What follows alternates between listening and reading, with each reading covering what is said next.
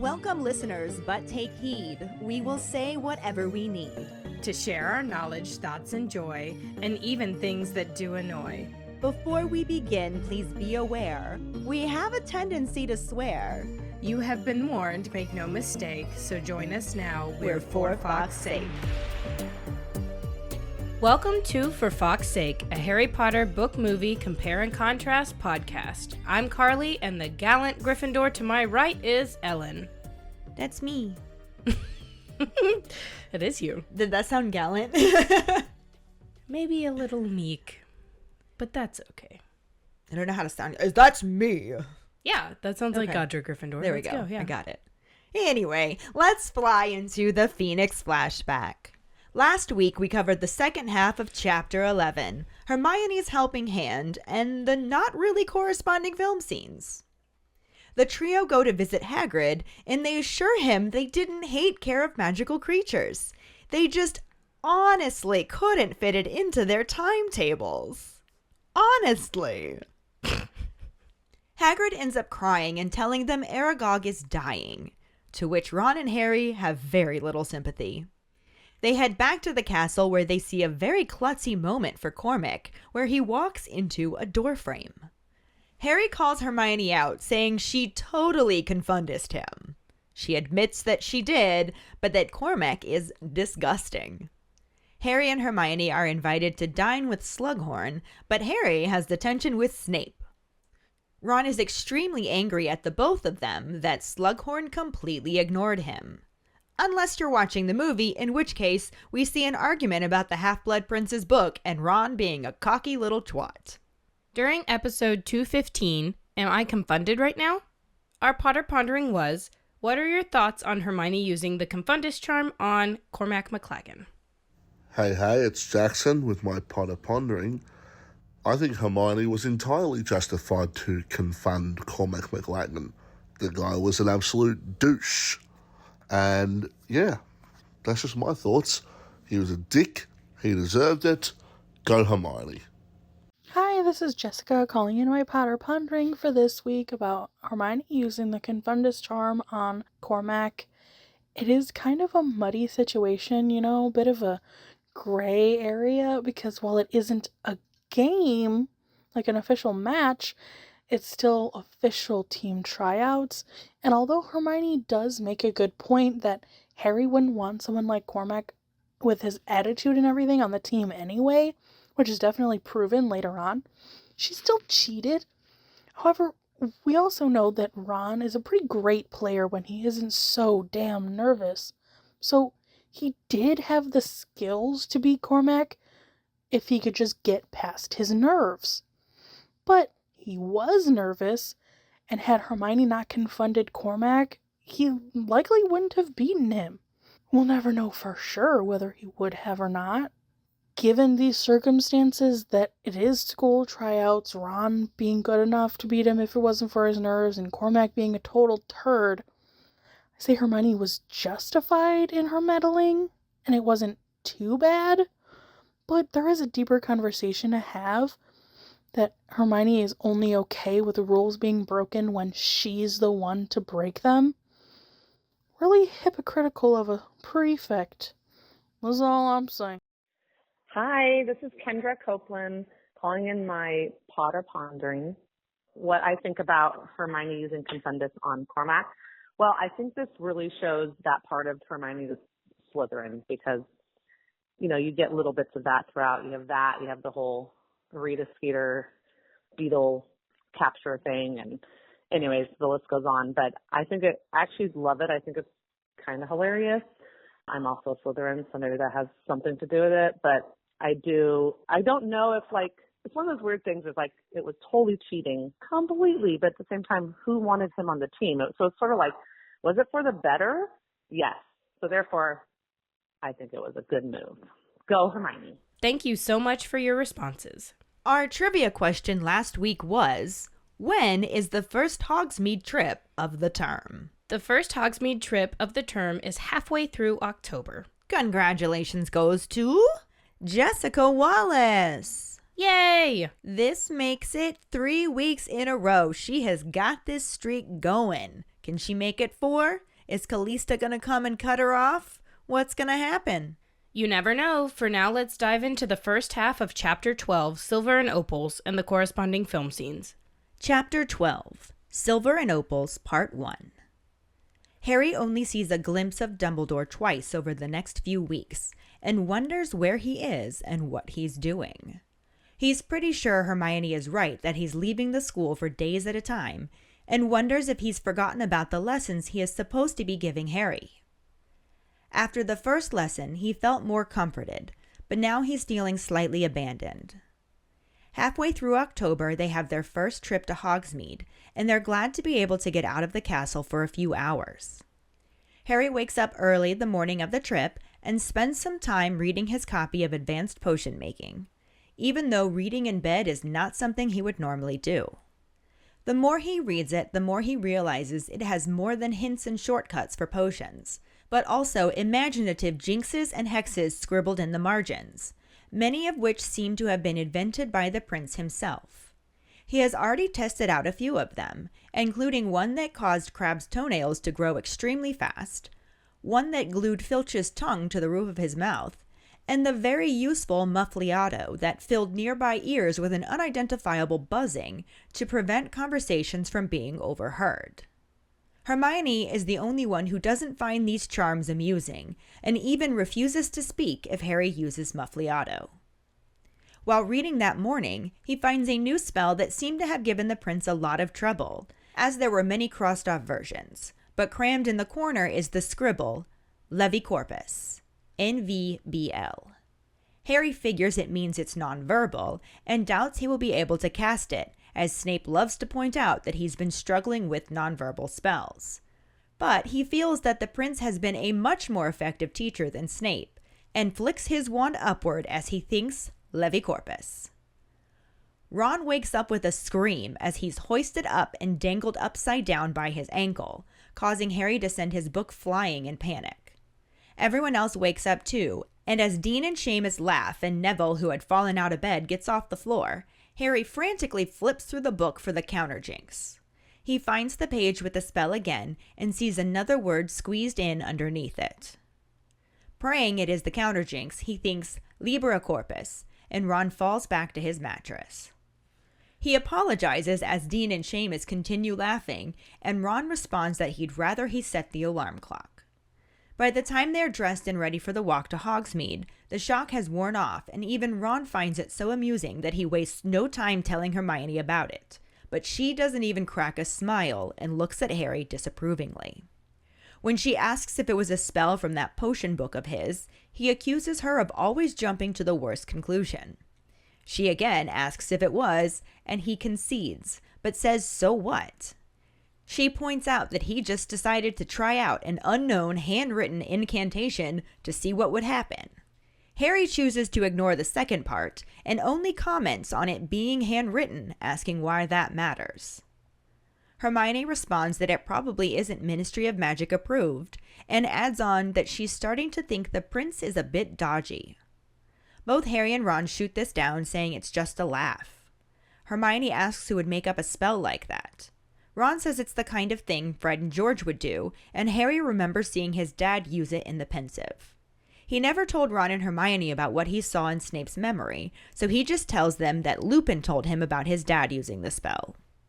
Remembering this makes Harry start to wonder if his dad could possibly be the Half-Blood Prince, but Hermione interrupts his thoughts to remind him that they also saw the Death Eaters at the Quidditch World Cup dangling people upside down. Ron says that was different since they were abusing it, and tells Hermione she just doesn't like the prince because he's better than her at potions. She insists it doesn't have anything to do with that, and that it's just irresponsible to perform unknown spells. She also tells them to stop calling him the prince like it's a title when it's probably just a stupid nickname. When she says he doesn't seem like a very nice person, Harry retorts that he likely wasn't a budding Death Eater, or he wouldn't be bragging about being half-blood. As he says this, he remembers his dad was pure-blood, but pushes the thought to the side as Hermione reminds him that the Death Eaters can't all be pure blood because there aren't enough left. She says most of them are probably half-bloods pretending to be pure, and it is only Muggle-borns they hate. They'd be quite happy to let him and Ron join up. Ron insists they'd never let him be a Death Eater since his whole family are blood traitors, and Harry sarcastically says they'd love to have him. They'd be best pals if they didn't keep trying to do him in. Even Hermione gives a grudging smile as Ron laughs, and then they are all distracted as Ginny shows up with a scroll of parchment from Dumbledore. Harry reads it to find out his next lesson with the headmaster will be Monday evening. Feeling light and happy, he invites Ginny to join them in Hogsmeade, but she's going with Dean and says she might see them there. Filch is waiting at the front doors to check they have permission as they leave. It takes longer than usual since he also has his secrecy sensor. When Ron makes a comment about it not mattering if they're smuggling stuff out, he earns a couple extra jabs with it. The walk to Hogsmeade is unpleasant, due to the bitter wind making Harry wonder if they should have just stayed in the common room. When they finally arrive and find Zonkos is boarded up, he figures the trip isn't going to be any fun until Ron points to Honeyduke's, which is open. When they make it into the crowded but warm shop, Ron suggests staying there all afternoon when a voice greets Harry. They turn to see Professor Slughorn in a furry hat and coat with a matching collar, holding a large bag of crystallized pineapple. He pokes Harry in the chest, commenting on him missing 3 of his little suppers. Harry had been deliberately scheduling Quidditch practice every time he gets an invitation, so Ron isn't left out, and then the two of them and Ginny usually have a good laugh about Hermione being shut up with McLaggen and Zabini. Slughorn tells him he expects them to win their first match, and asks about him attending on Monday evening. When Harry tells him he has an appointment with Dumbledore, Slughorn calls it unlucky, but tells him he can't evade him forever. He walks away and Hermione shakes her head that Harry has wriggled out of another one. She says they aren't that bad, sometimes even quite fun, but then catches the look on Ron's face and hastily points out deluxe sugar quills. Harry shows much more interest in the quills than he would have normally, but Ron continues to look moody and merely shrugs when Hermione asks where he wants to go next. Harry suggests they head to the 3 Broomsticks, since it will be warm, and they bundle back up and head into the bitter cold. The streets are mostly deserted, with the exception of 2 men just outside the 3 Broomsticks. One is tall and thin, and Harry recognizes him as the barman who worked in the other Hogsmeade pub, the Hogshead. As the trio draw closer, he walks away, leaving the shorter man to fumble with something. Harry then recognizes him as Mundungus Fletcher and calls out his name. This causes him to drop an ancient suitcase, which bursts open and spills what looks like the contents of a junk shop window. He greets Harry as he scrambles to pick everything up. Harry asks if he's selling the stuff, and Ron picks up a silver object and says it looks familiar. Mundungus snatches it from him just before Harry grabs him by the throat and pins him against the wall, pulling his wand out with his other hand. Hermione is shocked, but Harry just accuses Mundungus of stealing from Sirius's house. Mundungus tries to deny it, but Harry just wants to know if he went back the night he died and stripped the place. Hermione protests as Mundungus starts to turn blue, and then, with a loud bang, Harry's hand flies off his throat. Mundungus grabs his case and disapparates with a crack. As Harry is yelling after him, Tonks appears from nowhere and tells him there's no point in yelling. Mundungus is probably all the way in London by now. Harry protests that he nicked Sirius's stuff, but Tonks simply tells him he should get out of the cold. They head inside the 3 Broomsticks, and Harry again yells that he was nicking Sirius's stuff. Hermione whispers that she knows, but to please not shout as people are staring. She tells him to sit down, offering to get him a drink, and he's still fuming when she returns with 3 butterbeers. In a furious whisper, he asks if the Order can't control him, at least stop him from stealing everything that isn't fixed down when he's at headquarters. Hermione shushes him, looking around to be sure no one is listening, then tells him she would be annoyed too. She knows it's his things Mundungus is stealing. Harry gags on his butterbeer, having briefly forgotten he owned number 12 Grimmauld Place, and decides he will tell Dumbledore about it. Hermione says she thinks that's a good idea, then asks Ron what he's staring at. Ron says nothing, but Harry is sure he's looking for the attractive barmaid, Madame Rosmerta. Hermione waspishly says she expects nothing is in the back getting more fire whiskey, and they all finish their butterbeers in silence. The moment Harry finishes the last drops in his bottle, he suggests they call it a day and head back to the school. The movie section starts out on a transition through the pages of Harry's graffitied copy of Advanced Potion Making, as Hermione's voice is heard talking about how he's been carrying it around for weeks and practically sleeps with it, but has no desire to find out who the Half-Blood Prince is. As Harry responds that he never said he isn't curious and doesn't sleep with it, the camera shifts to an aerial view of the trio walking down a snowy path. It cuts to a front shot of them as Ron says it's true, he's always reading it before they go to bed, and that it's like being with Hermione. She gives him a look, but then tells the boys that she was curious. As she starts to say she went to the library, they both join in and say it with her. She pauses to give them both a look and then continues to share that she couldn't find any reference about the Half-Blood Prince. Harry insists that that settles it, but their conversation is interrupted when they hear Slughorn, who is walking in front of them, tell Phileas he was hoping to see him at the Three Broomsticks. Flitwick tells him he has an emergency choir practice and keeps walking past him. As he makes his way past the trio, Harry asks his friends if they fancy a butterbeer. The scene cuts to the interior of the Three Broomsticks as the trio enters. Slughorn is telling a story at the bar, and Harry leads Ron and Hermione to a table that will put him in view of the potions professor, insisting that Ron sit beside him rather than across from him. A waiter approaches as they're taking off their coats, and Hermione orders them 3 butterbeers with some ginger in hers. Harry sees Malfoy from across the bar and watches him as he goes through a door. Ron then notices Ginny cozying up with Dean in a booth and calls Dean a slick git. Hermione says they're only holding hands, but then they start kissing, which makes her add on, and snogging. Ron says he wants to leave, and Hermione doesn't think he's serious. He reminds her that is his sister, and she asks him if he would expect Ginny to get up and leave if she looked over here and saw him snogging her. Ron has no idea what to say in response to that, but Harry waves to Slughorn, bringing him over to the table. He stands to shake his hand and asks him what brings him there. Slughorn responds that he and the Three Broomsticks go way back, further than he cares to admit. He says he can remember it when it was 1 broomstick, and laughs, spilling his drink on Hermione. Harry also laughs, though Hermione just looks annoyed, as Slughorn says, "All hands on deck, Granger." He then tells Harry that, in the old days, he used to throw the occasional supper party for the select student or two. He asks if he would be game, and Harry says he would consider it an honor. Slughorn then turns to Granger and says she would be welcome too. Hermione lowers her butterbeer and says she would be delighted. Slughorn is pleased and tells them to look for his owl, before turning toward Ron and saying, "Good to see you, Wallenby," and then walking off. Harry sits back down and Ron looks at him, annoyed and confused, asking him what he's playing at.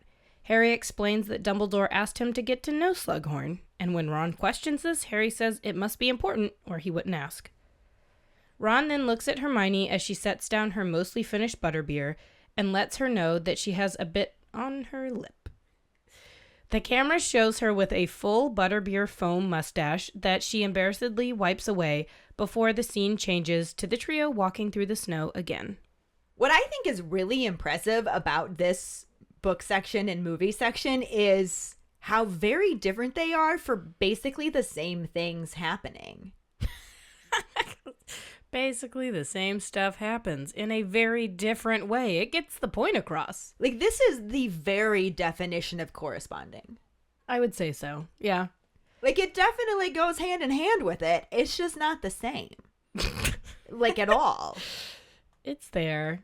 It's like tossing a stone onto a lake. It just skims the surface. Unless you're me and can maybe it get it to go kerplunk. once. I'm lucky if I get 1 skip. Like, if I get 2, I'm like, yee! Yeah, 2 skips is good. Gotta have the right stone. And I've watched people, like, go across the entire river. Yeah, Like, I know. That's not me. I can't do that. I don't have that throw right. My sports ball skills don't extend to that at all. I got speed. I don't have coordination. I guess I have some coordination, but not for I rock don't. skipping. No. Not the hand-eye coordination. I can catch things. I can catch things. I can't play tennis at all. I can play tennis. I can't. Well, of course you can, because your mom can. Yeah. But she actually had us taking tennis lessons when we were younger. I know. So I That would played be tennis why. for like a long time. Anyway, the same things happen in a completely different fashion. It's weird. In a completely different fashion, yeah. Some of them are fun. I don't mind some of the changes. I think overall it ended up streamlining things fairly well. Yeah. But there's still just that, I don't know, background essence missing. Like, there's just good information that's left they out. left out all of the details like they love to. It'd be like that. And some of the changes that they made to streamline it were really awkward and weird. Yeah. I think that a lot of the stuff that they leave out specifically about, like, Harry and Jenny, and you don't have Harry's inner monologue being like, I love her. You know, you don't get that. So then when they kiss, you're like, oh, this is weird. Yeah. And Harry could have shown that. Well, we'll get to it. Yeah, we will. But he could have shown it. They could have had Daniel Radcliffe show it, and he didn't really do that. Anyway, starting at the beginning, what they left out was actually really fun, and I'm super bummed we did not get to see this part. I'm always bummed that we don't get to see it. They mentioned how Harry's only actually seen Dumbledore 2 times over the next couple of weeks. Yeah. Next several weeks even. So it has him wondering where he is and what he's doing because, you know, that's Harry's natural state. I love that he's like, did he forget about me? His meddling gets him as far as to the point of agreeing with Hermione that he must be leaving the school for days at a time. Yep. And like you said, has him thinking that he's completely forgot about him and their private lessons. Harry. And I get that because the first lesson, even though he was kind of confused, he at least felt comforted that Dumbledore was arming him with things to help him survive, literally. Yeah. And now he's just feeling abandoned. So I get where he's coming from. And he's 16. Right. So he not knowing where Dumbledore is or whatever is just like, I don't know. I get it. It's that anxiety. Like, oh, he left and he's not coming back. What if I he guess doesn't Harry come has back? that. Yeah. Oh, he definitely has some abandonment issues. Which have never been dealt with because why would you have mental health services for wizards? Well, that, and even if he does start to deal with it, the next person that he cares about ends up leaving him. That's true. It's been an ongoing thing. If only Petunia and Mr. Dursley over there would have been really good caretakers, they would have put him in therapy when he was a kid. Then maybe he could have dealt with it. I mean, that would probably completely change the trajectory of the story if Harry got therapy. Therapy! Haha. Name. We also get the lead up to their first Hogsmeade trip, which is halfway through October. That was our trivia question. It sure was. And they're super glad to be getting out of the castle. They were kind of worried they weren't going to be allowed to because of the extra security measures and whatnot, but it's been scheduled. They get to go halfway through October. And that morning, so excited that they're going to be getting out of the castle for a few hours, Harry wakes up early and everyone else is still sleeping, so he spends that time laying in bed reading his copy of Advanced Potion Making. Which I'm not entirely sure you could say he's reading Advanced Potion Making. No, he's reading the annotations. Yes, he's reading the prince's annotations. So I like this nod that they give us in the movie. Like, they don't give this to us in the movie, but like you said, it corresponds a little bit. Where Hermione's like, you probably sleep with that book. It's a good way to imply that this is what's happening. And it does start the movie section off showing him looking at the book. It does. With that transition shot, like, through the book and the pages. I do wish, however, we had gotten to see Ron flipped upside down. You want to say that when we get to Yep, that part? I'll say it when we get there, but I do wish that. I'm glad that the movie did that correspondence there. However, I like the idea of him laying in bed reading it because that kind of goes hand in hand with the way Ron says it's like Hermione. Because the book specifically says that it's not something he would normally do. But he also doesn't feel like this is reading a typical textbook since he's actually looking into the jinxes and hexes and stuff that's scribbled in the margins. Can you imagine if he actually read the textbook, how good he would actually be at potions? If he read everything. My dude. Reading makes you smart. Well, sometimes I can read an entire article and not retain 1 ounce of it. But I am reading it. I don't know. My brain just, that's how my brain works. That's my ADHD in action.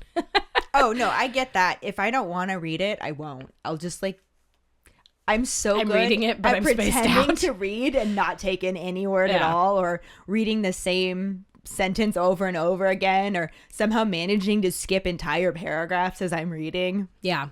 I do that.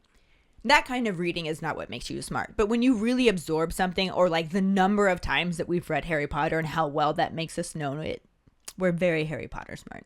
I am very Harry Potter smart. And if you can apply that to other books, textbooks, articles. Oh, I was going to say Game of Thrones, Lord of the Rings. That too.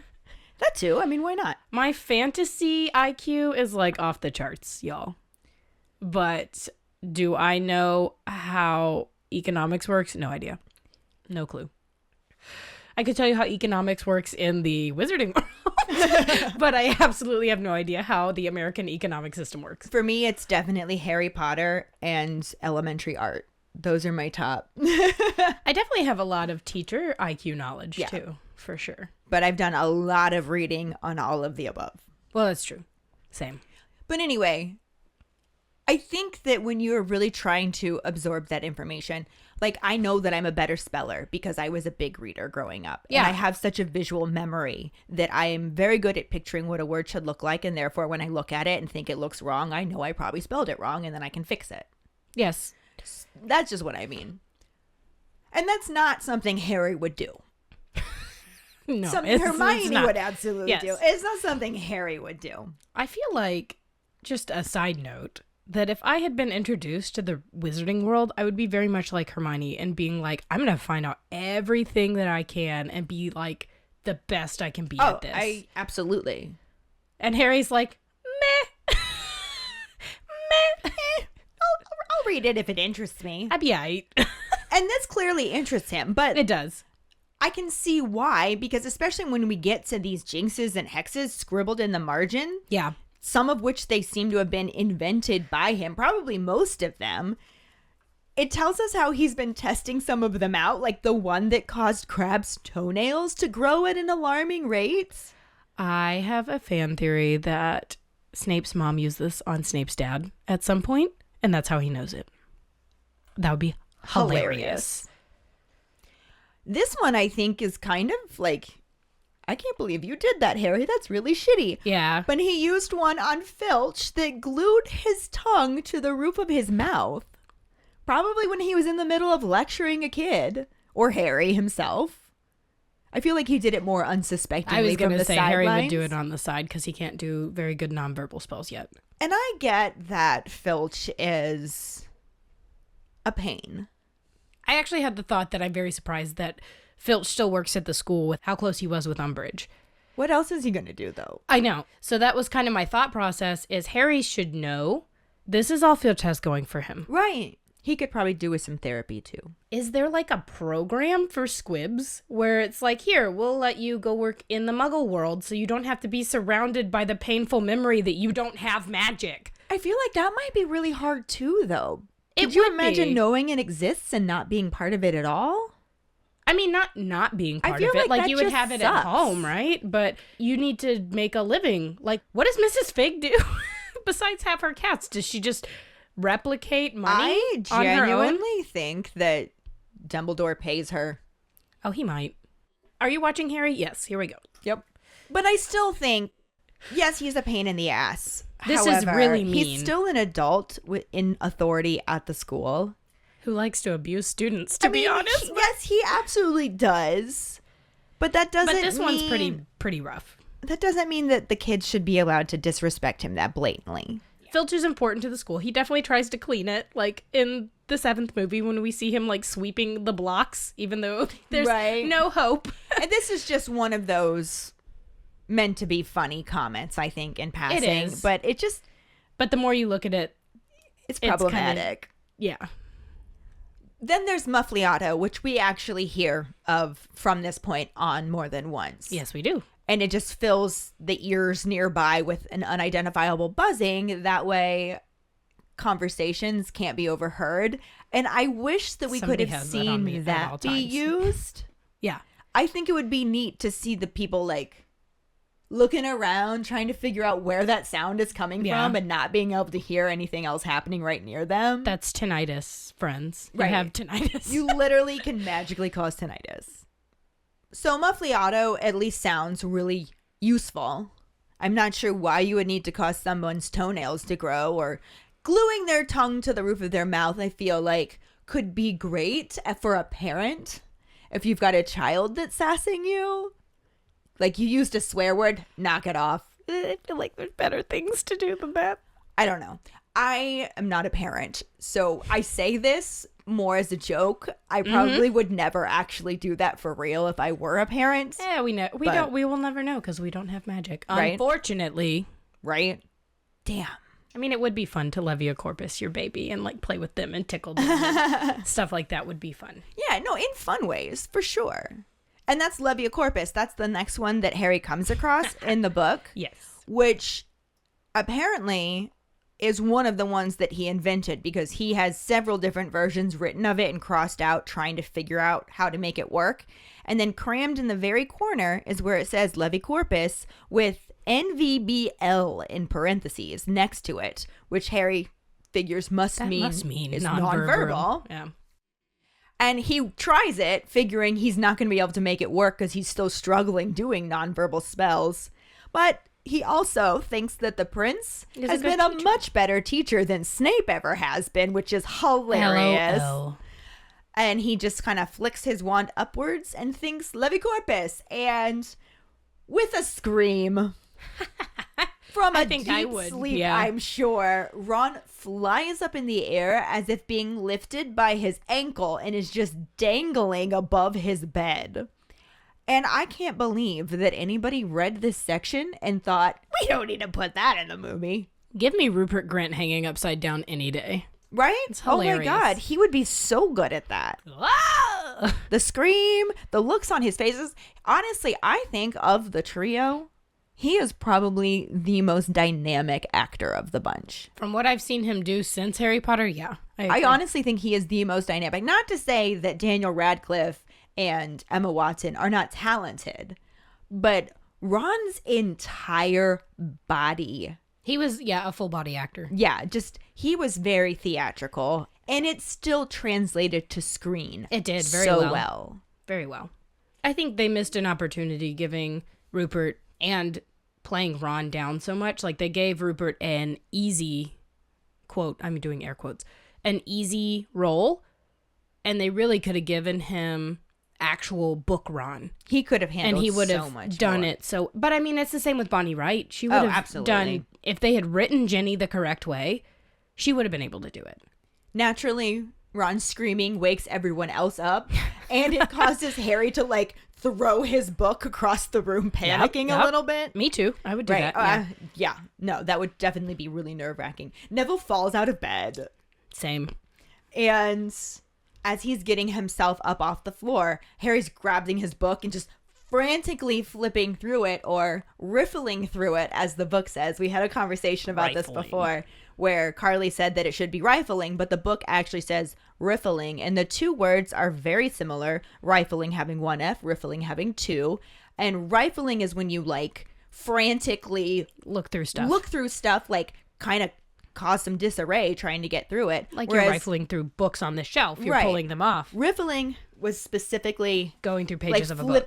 flipping through something, like pages of a book. So technically, they both would have worked in this situation, and it does say riffling. I definitely thought Jim Dale was just saying riffling instead of rifling, and it was bothering me. So that was neat to learn. New words. New words. Look at us go. But he manages to find the page that had the spell on it again, and underneath it sees another word squeezed there that says Libra Corpus, and he's just like, please be the counter jinx, please be the counter jinx. And when he thinks it, sure enough, Ron falls back onto his mattress. Harry apologizes. Dean and Seamus are just laughing hysterically this whole time. I get it. Me too. Me too. And Ron's just like, tomorrow I'd rather you set the alarm clock. Like, how did they not think that we need to see Rupert Grint in all of this? They don't make Ron funny. They make him stupid. He's just a dum-dum. He is the comic relief, but then they didn't give him But then they don't give him good, funny stuff. good comic relief that is in the books, too. I like that after this, though, when they're walking to Hogsmeade, Hermione's like, are you fucking serious?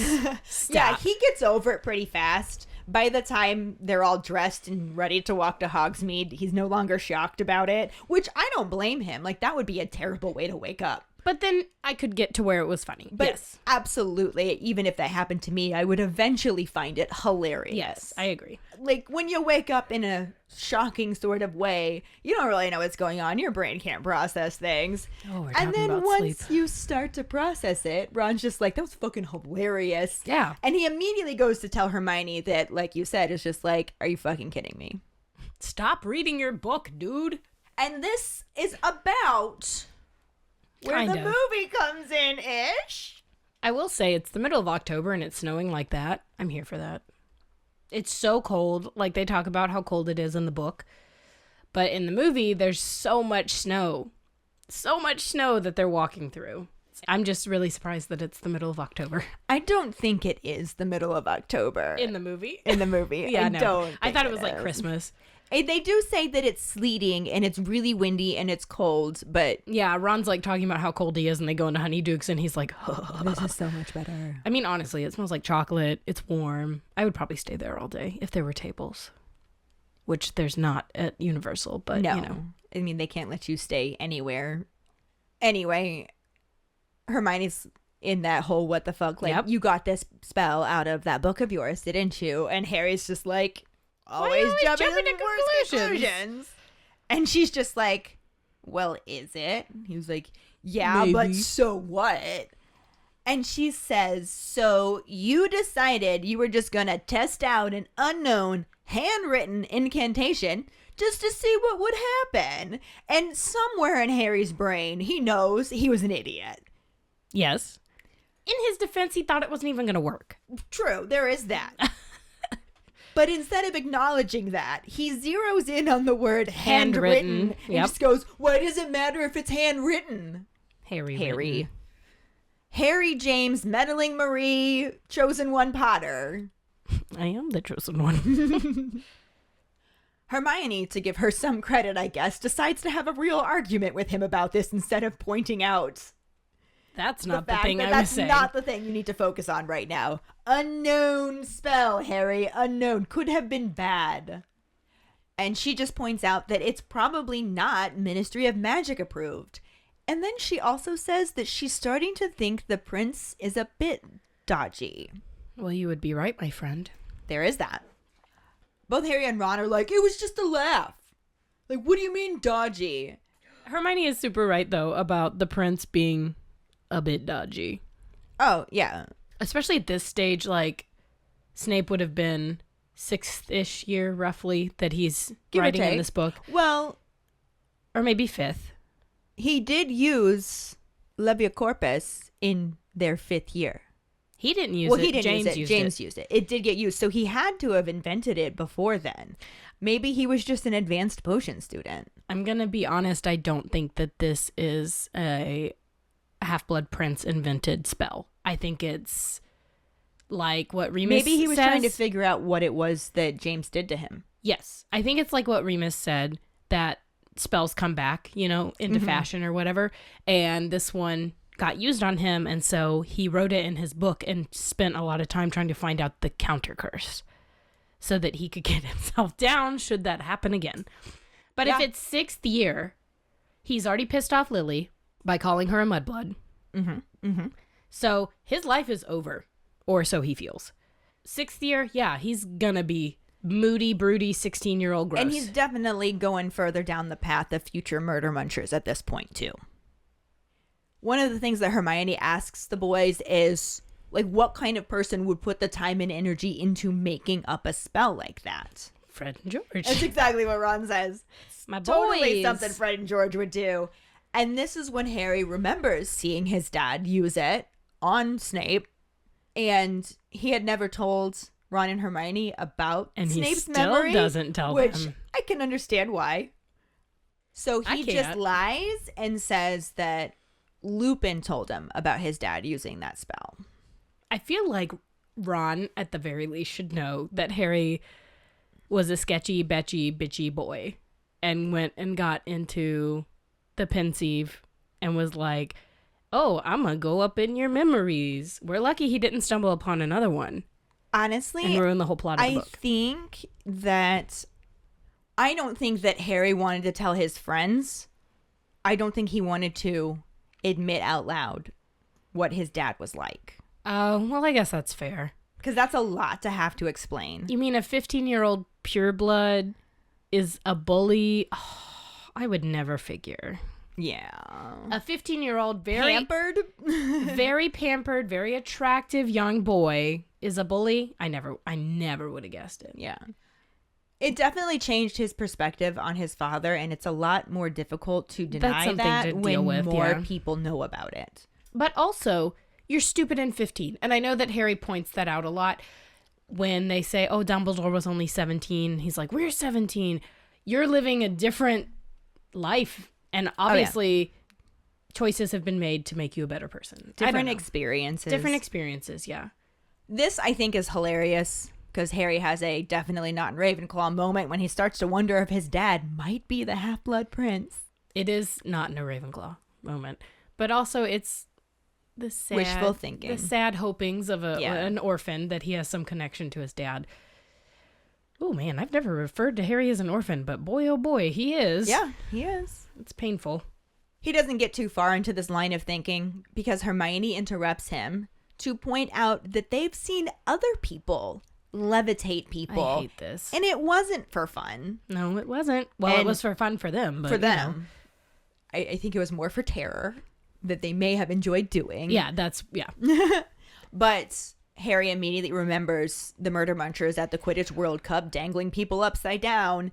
And Ron's like, no, that was different. They were abusing it.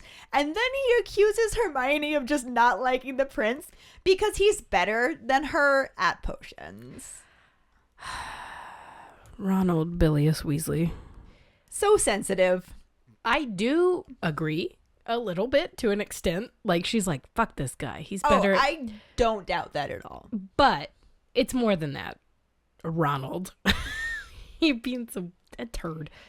That is definitely narrowing Hermione down to a very basic thing. And she's shallow. She's not that shallow. She's not that shallow. I'm sure that she has those feelings in there somewhere, but I am also positive that she is more concerned about the safety of her friends than she is about somebody being better than her. Because she's somebody top-tier that she Gryffindor. doesn't even know who they are. Yeah.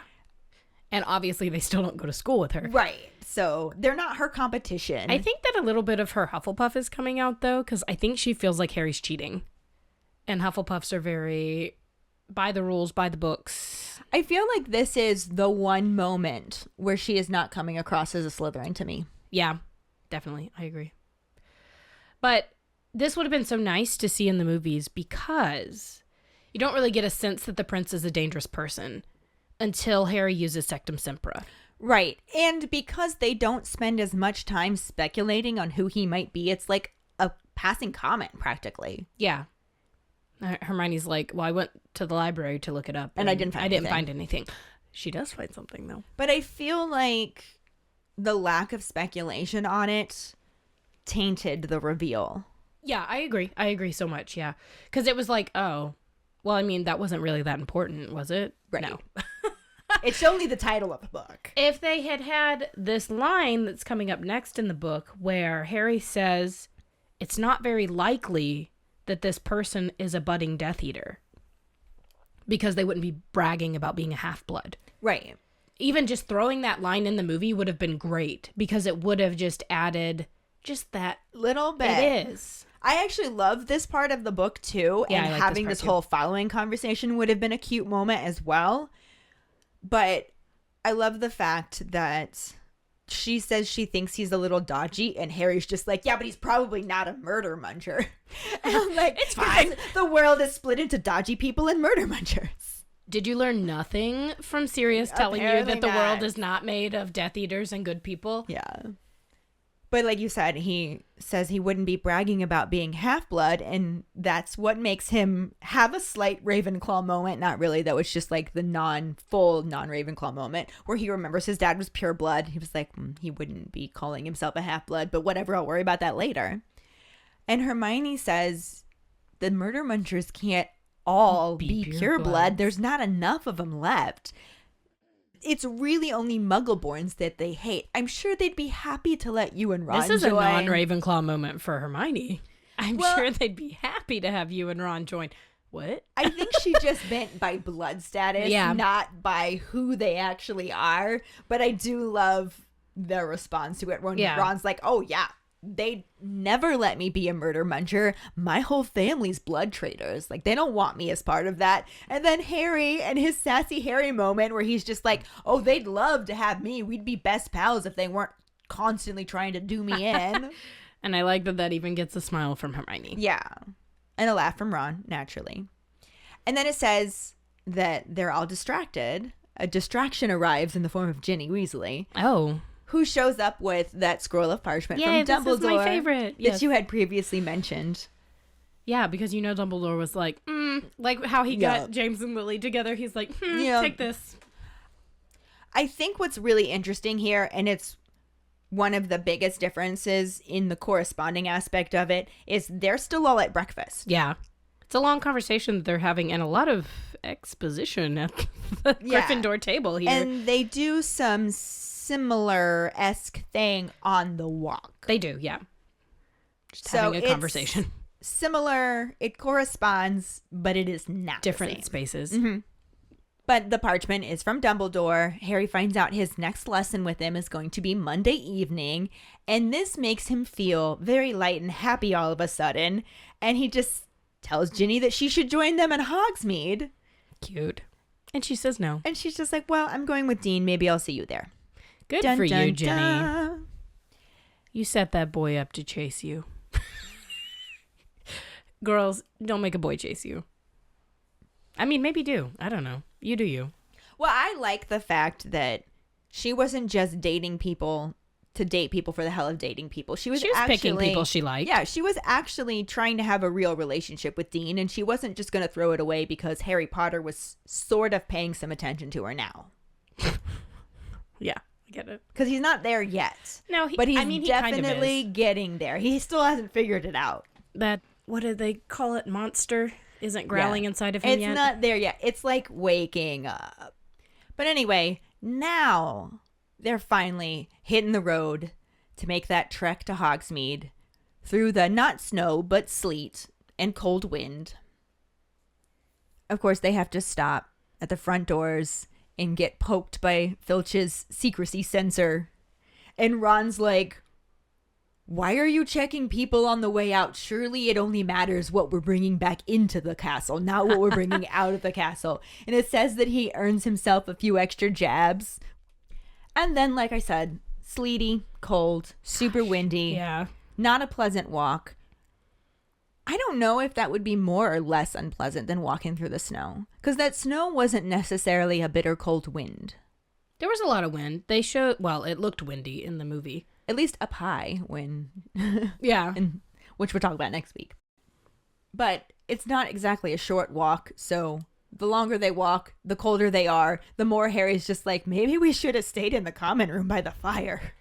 I get it, man. Sit in that seat that's inside the fireplace. Right? And then they make it all the way there and they see that Zonkos is boarded up, which I think has Aw. less to do with the current climate and more to do with Fred and George. Maybe. But the sight of this shop, which is one of the shops they used to love to go to, being all boarded up, has Harry pretty much convinced that it's not a good sign and this trip's not going to be any fun. But Honeydukes is open, so they head there. It is thankfully warm. They kind of unbundle a little bit while they're in there. And Ron suggests that they just stay there all afternoon. I get it. It Yeah. smells like warm chocolate. It's warm in there. Toffee or something. Oh, Ugh. Yes. it sounds amazing. They are then greeted, well, Harry in specific, Harry, my boy, as Slughorns towards them. It says that he's taking up like a quarter of the store, which, oh my God, She has a thing with fat people. She and is taking not up nice a whole store. to fat people. She's not. Back off. So he's taking up a quarter of the store and holding a large bag of crystallized pineapple. And I have to wonder, the crystallized pineapple, is this just like dried pineapple, like sun-dried pineapple? Because that sounds amazing to me. In the movie, it looks like it's like sugar-coated pineapple, which also sounds yummy. Right. But I do like this because we don't get this information in the movies yet, but this is mentioned in the memory that they do it does go come into. back. And he's like, you're right about the crystallized pineapple. It quite is my favorite. And I think that it's funny that they threw that in with the Tom Riddle scene. Which we're going to get to eventually. In a couple of chapters, yeah. So it's in there. I think it's a cute little nod.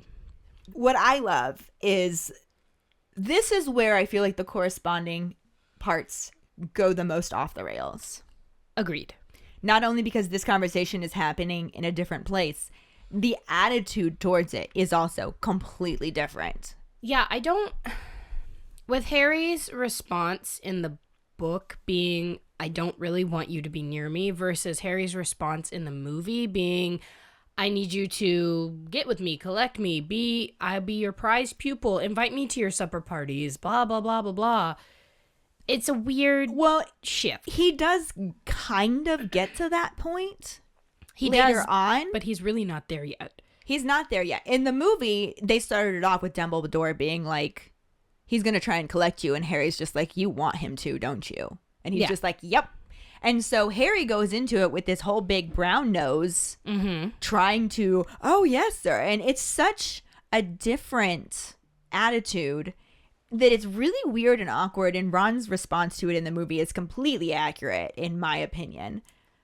However, in the book, when Slughorn brings up Harry missing his dinners, because he's missed 3 of them so far, Harry's inner monologue lets us know that he's been deliberately scheduling Quidditch practices whenever he gets an invitation to one. And on one hand, I think this is a kind thing for him to do because he's making sure Ron doesn't feel left out. But then on the other hand, Ron and Ginny are laughing about Hermione being locked up there with Cormac and Zabini. That is so shitty. It's just a shitty thing to do to Hermione. Your other friend is stuck. Like, can you be the broom whisperer or something? Come join Quidditch practice. Not that she would, but, you know. Even if she's not included in some way, the fact that they're laughing about it, that's the shitty part to me. That is very, very shitty.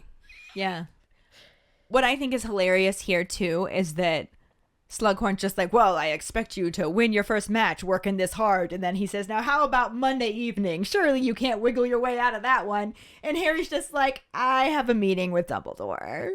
And Hermione's like, I can't believe you gotta have another one.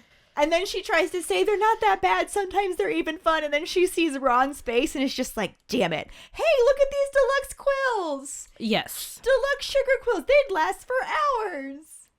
But it doesn't work. And Ron's still pretty gloomy. And when they say, what should we do next? He's just like, I don't know. I don't care. And then that's when Harry's just like, well, why don't we go to the 3 broomsticks? That should be warm. So they have this conversation in the movies. Sort of. Kind of. So this is very rom-com situation that this movie is so teeny bopper, and this is kind of where it comes in to me. So they have Harry, Ron, and Hermione go into the 3 broomsticks. That's on par with the book, sort of. So they go in, and Harry's like, oh, sit next to me, Ron, because he wants Slughorn to be able to see him, which is different Harry attitude, which very different Harry don't like. attitude.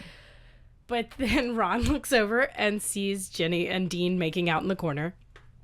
Well, they're not making out at this point. They're just holding hands. They're about to make out. And Hermione's like, they're just holding hands, because Ron's like, oh, I'd like to leave. Like, shut up.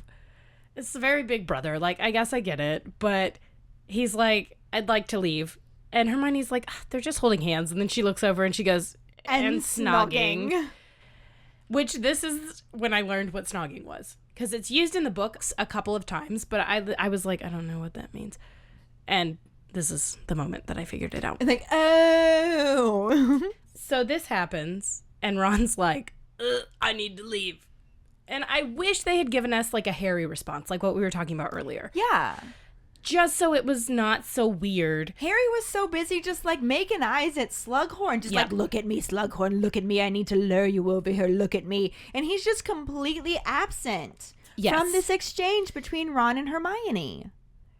and seeing Ginny make out with Dean. Like, Harry should have been, like, showing us a little glimpse, because Daniel Radcliffe could have done that too. Yes, he could have. He makes good He's a good facial actor. expressions too. He could have given us that, like, just slight monster starting to waken at the sight of his future wife kissing Dean.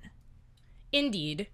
But Ron makes a very Ron-com face, and he's surprised at his sister making out with a very handsome boy He in is the corner. very handsome. He is very I handsome. would like to leave. What? Like, Move why? your Are you seat. serious? Like, don't look at them. Yeah, really. Look at Hermione. So Ron has his Ron-com facial response. But then I would like to Hermione, leave. Hermione has her Ron-com response, which is, if she looked over here and saw you snogging me, would you expect her to leave? Is hilarious. Because it Oh my freezes God. Ron. It's so nonchalant. She just, like, drops this sentence about them snogging, and Ron's just like, deer in headlights. Like, what do I Dear say? Lord. What do I say? What do I say? And oh my God, it is so funny. He has the sensors going off in his brain. Danger, Will Robinson, danger. And I like that this happens in the movie. This is so cute, and it totally should have happened in the book, Yeah. honestly. But if this had happened in the book, I don't think that Ron would have gone after Lavender. Because I think it would have been like, oh. Maybe. Or maybe it would have been like Jenny dating other people to get Harry to notice her type deal. Yeah, I don't know. Ron is still really freaking clueless. Because even in He the is. movie, It's true. Even in the movie, we'll talk about it when we get to it next week. But he makes a comment when he's talking to Harry about this. She has nice skin. What? No, not that one. When they're walking back. Yeah. He makes a comment, and it's just like, oh, dude, you're so dumb. You're so dumb. so dumb. So he's still Teenage pretty boys dumb. are so dumb in this rom-com situation. Yes. Teenage And rom-com. it bothers me. I loved this scene. I thought Yes. this was so cute, even though it's not how it happened in the book. But it bothers me that Harry is absent from it. Like, I know he's sitting right there, but he is not part of it. He is not part of it at all. He's not paying attention. He's not listening. He don't give a fuck. But then the best part, I think, besides Harry taking Felix Felicis, besides that scene, this is my favorite part. He's so awkward during it. So my favorite part. So Slughorn comes up, and He, like, waves him over. He, like, finally manages to catch his eye. Yeah. Because he literally is just sitting there, like, staring at the back of his head, going, please turn around and look at me. Please turn around. Like, that's all he's exuding in this scene. Mm-hmm. This entire time that all this cute stuff's happening. He's just staring at Slughorn. And then he sees him and he waves, and then, ugh. and he like stands up. Yeah. So then Slughorn comes to the table. Harry, my boy. Yeah. So Jim Broadbent does Slughorn so much justice, I think, in He's this so moment. good. He's so cute. He wouldn't take up a quarter of Honeydukes, No, but, he wouldn't. but it's okay, because everything else about him was absolutely perfect. I feel like the author doesn't understand how fat people work.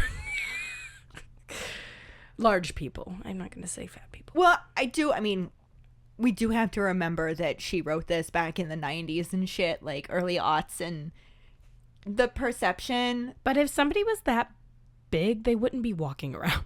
No, but I'm saying the perception was making fun of fat people was funny then. Oh, That's what I'm saying. Not that it was ever funny it's in never my been opinion. funny. Yeah, I was going to say it's never been funny. It's never actually been funny, but it used to be socially acceptable. I mean, most of the jokes on Friends about Monica are about her previously being fat. It literally used to be socially acceptable. That should not have fallen into society at all. Like, it's not funny. It's not. Fat jokes aren't funny. Nobody likes it. I hate your mama's so fat jokes. I hate them. Those are the worst. So much. Yep. I never thought they were funny. No, I don't like the Your Mom jokes anyways. No. They're gross. But that was also a thing in the early 2000s, late 90s. Yeah. The early aughts, late Yeah. 90s, early aughts, people were just shitty and humor was just shitty. And, Listen, though, I'd watch Jackass all day. well, that's a different kind of, like, that's I need some slapstick. Stupid. It's Like, stupid. slapstick is not the same thing as punching down. But anyways, they have this moment, and Jim Broadbent comes up to the table, and he's like, Harry, my boy. And he's perfect Slughorn. And he is laughing like he's drunk already. It's great. And he's talking about dinner parties and that he wants to invite Harry and that Hermione would be welcome. And when he says that, he slings his drink back and it spills on the table and he goes, "All hands on deck, Granger." The funniest fucking line to me. Well, he's making that really dumb joke about One remembering broomstick. the 3 broomsticks back when it was 1 broomstick and laughing at himself, and that's when he dumps the drink. It's my favorite. And then Harry's doing that really like brown nosing suck up laugh along with it. Yeah. Like, it's funny.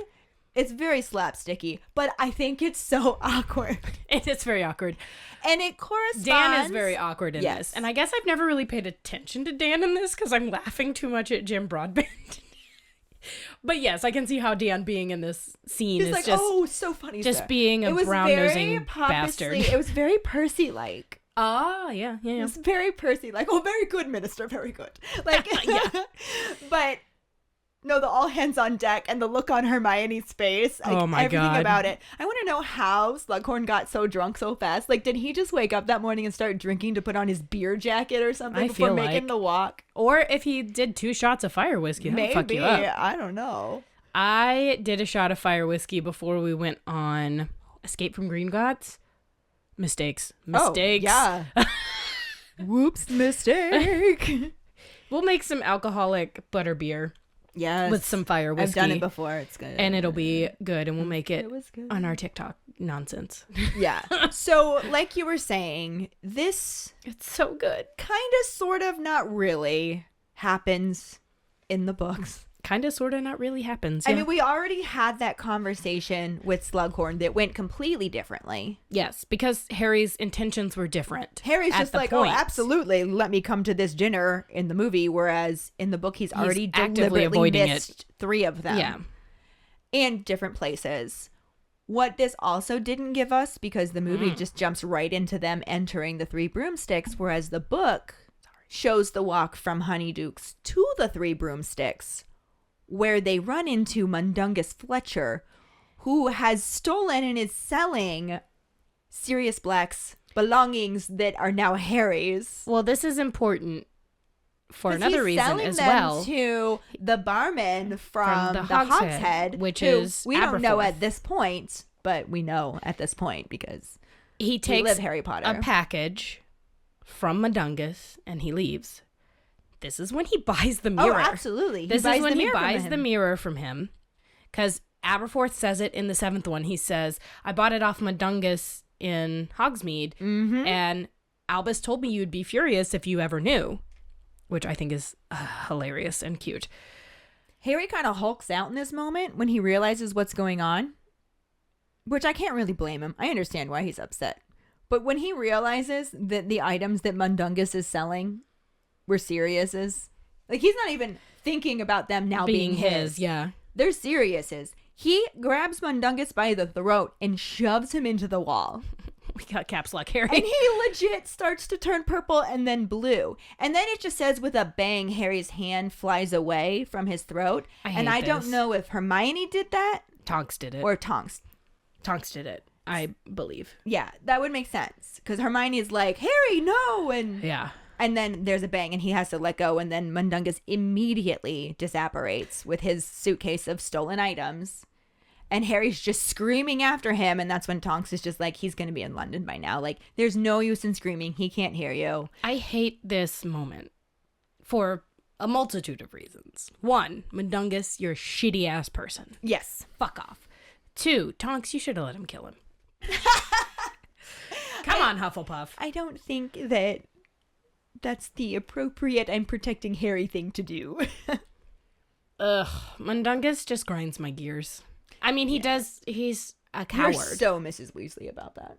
He's a coward. He apparates away at Oh, no, Any- undoubtedly he is. any sign of, like, danger. And that's why Mad Eye dies. Trash. Mm-hmm. But it just drives me bananas. But then we get to see Tonks, which we don't get to see in the movies, Right. which I like that we get to see Tonks. I wish we had gotten to see her in the movie. Well, is the mirror in the movie? nope. They don't show that mirror No. until the last movie. That's what I'm saying, though. Like, They don't give us any information about we this don't mirror. have Harry receiving it. We don't have the little scene of the barman at the Hog's Head, because we don't know his name yet, receiving it, buying it.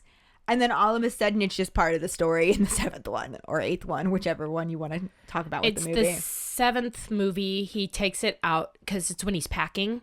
So it's at the beginning of the 7th one, and he takes it out of his trunk and he holds it for a second. It's so stupid that they realized they were like, oh shit, we screwed this up. And then just shoehorned it in. Yeah. We'll talk about that when we get to that point. But it's frustrating. But like, this mirror has literally been directly mentioned and indirectly alluded to several twice. Times. Yeah. Well, more than twice if you think about how many times it did get mentioned in the 5th one. But yes, in 2 different books. And the movie was just like, meh, okay, meh. But anyway, Harry's yelling. He's upset that Mundungus is nicking Sirius's stuff. Yeah. And Tonks is just like, I know, but you need to get out of the cult. And that's pretty much the end of that exchange there. I love this because I'm imagining Harry like yelling at the sky, trying to be like, rah! You know, like waving his fist, yelling at the sky, being like, fuck you, Mundungus. And like, yes, we did see that emotional moment where Harry talks to Dumbledore about how he knows Sirius wouldn't have wanted him to shut himself away. Yeah. But then after that, it's like, that's it. I'm not sad about Sirius anymore. Like, no, this is still something that's affecting his life every single day. I'm a normal functioning human being on a daily basis. Ugh, it's so frustrating. But anyway, now they go into the 3 broomsticks. But at this point, basically everything that happened in the movie didn't happen in the book. Has already happened Yeah. in a different way in the book. Yeah. Or happened behind the scenes in a way in which we did not see it. Yeah. Because the only other thing that happened in the movie was the brief sighting of Malfoy.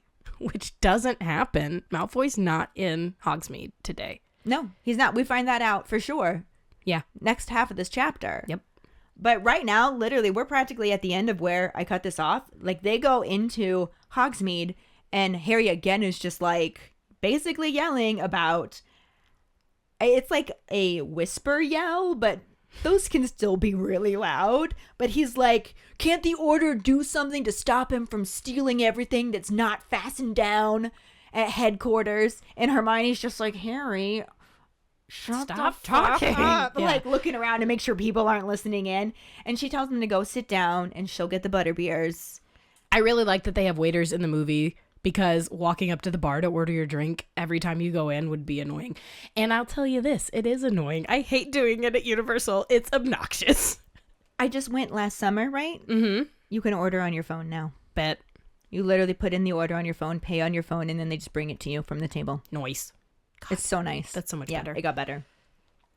But anyway, she comes back with the butterbeers. Harry is clearly still fuming, and she's just like, I get why you're upset. I know that's your stuff that he's stealing. And then he Harry's chokes. like, oh yeah, it is my stuff. And he just ends up deciding that he'll tell Dumbledore about it when he sees him on Monday. And Hermione's like, that's a good idea. Then she looks over at Ron and is like, what are you staring at? And Ron says nothing. I expect nothing's in the back. Right.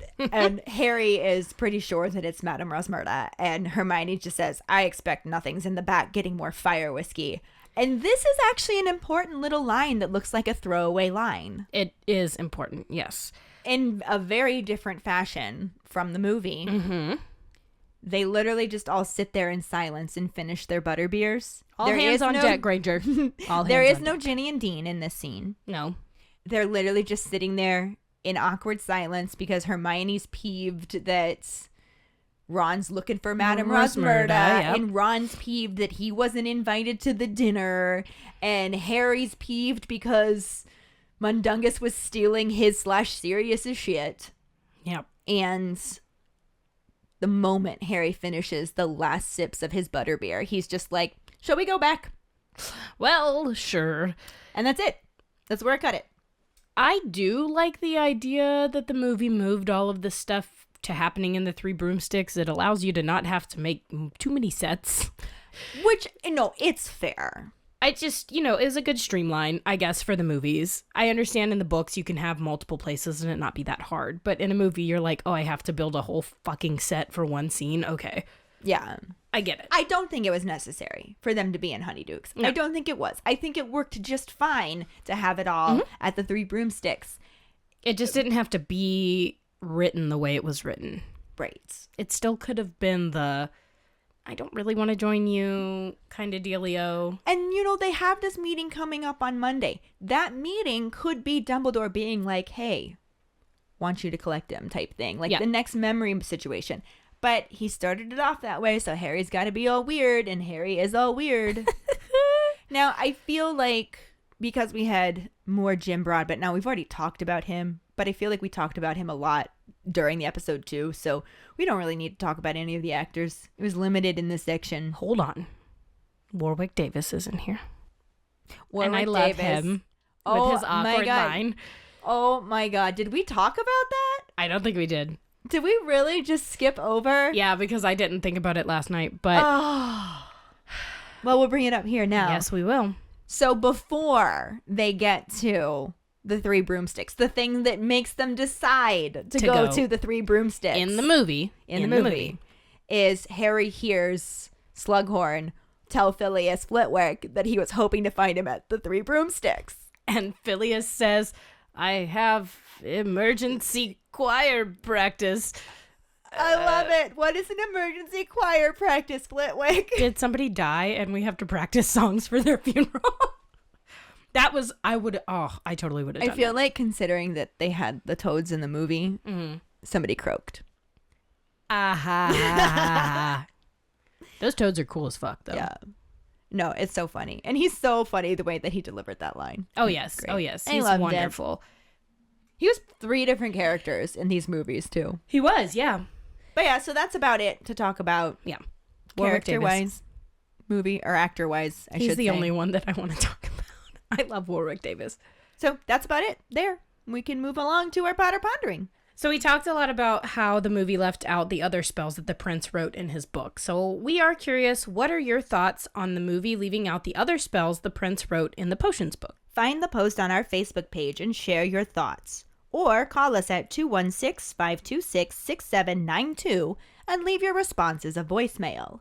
Make sure you start off telling us your name and then go into your answer.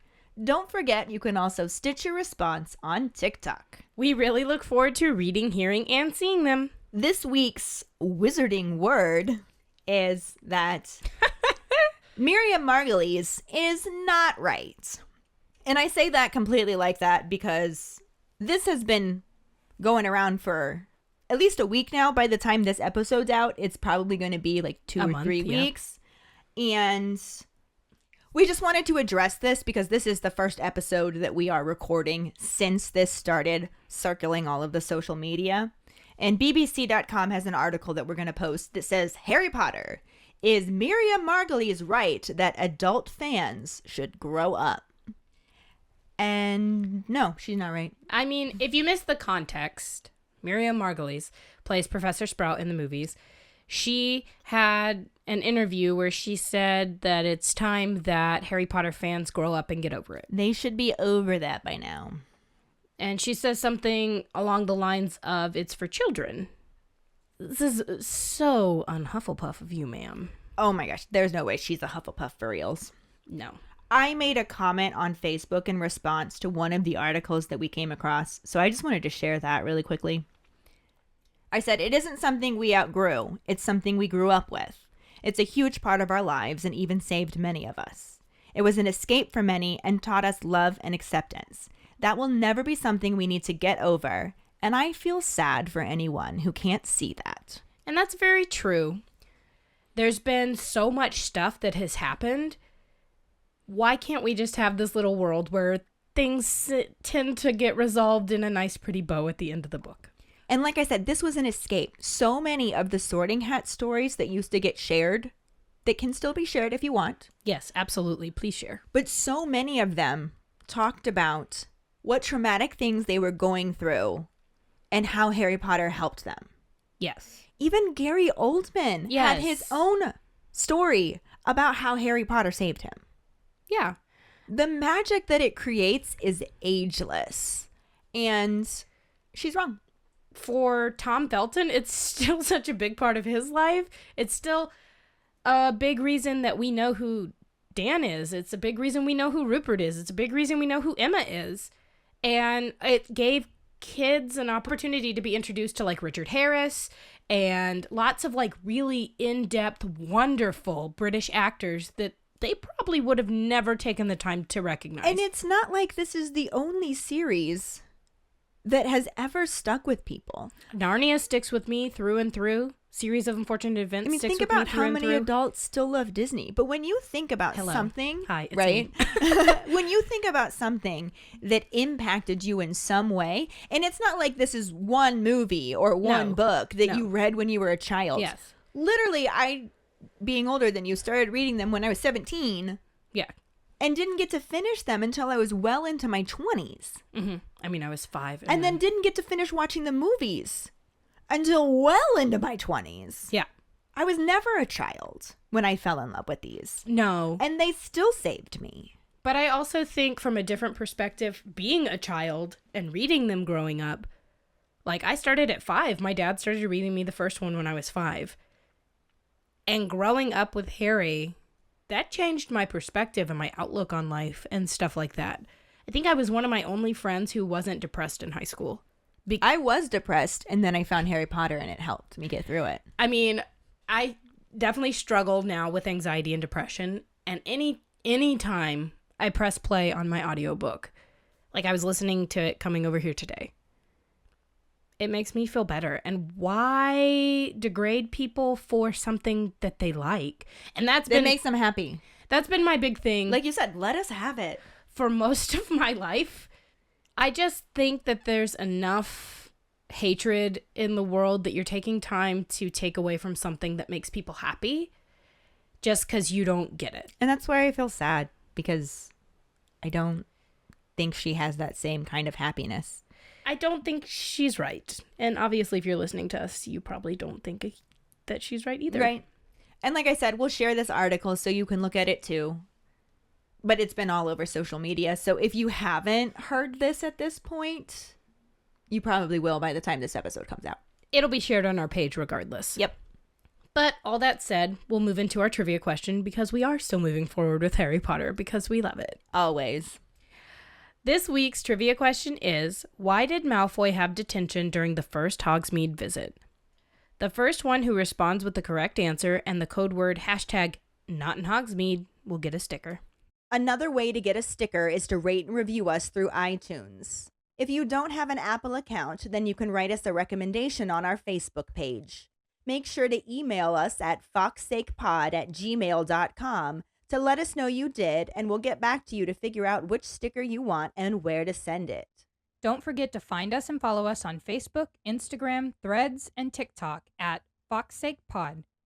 Following us on Podbean at FawkesAkePod will get you the episode as early as possible and give you a leg up in answering the trivia question. You can also go to our website at forfawkesakepodcast.com to check out our For Fawkes Sake and Harry Potter related merchandise for sale. Don't forget to subscribe to our YouTube channel, where we post our weekly podcast episodes, cooking show episodes, vlogs, bloopers, and other random videos. If you would like to become a patron, you can find us on Patreon at FawkesAkePod. Patronage starts at $2 and will get you some awesome perks like For Fawkes Sake swag, access to our Discord channel, chats, and more. Check out our page for details. Any support you can give is greatly appreciated. And join us next week when we talk about the second half of Chapter 12, Silver and Opals, and the corresponding film scenes. Thanks for listening. Hope you hear us again. I'm Karlee. I'm Ellen, and we are For Fawkes Sake.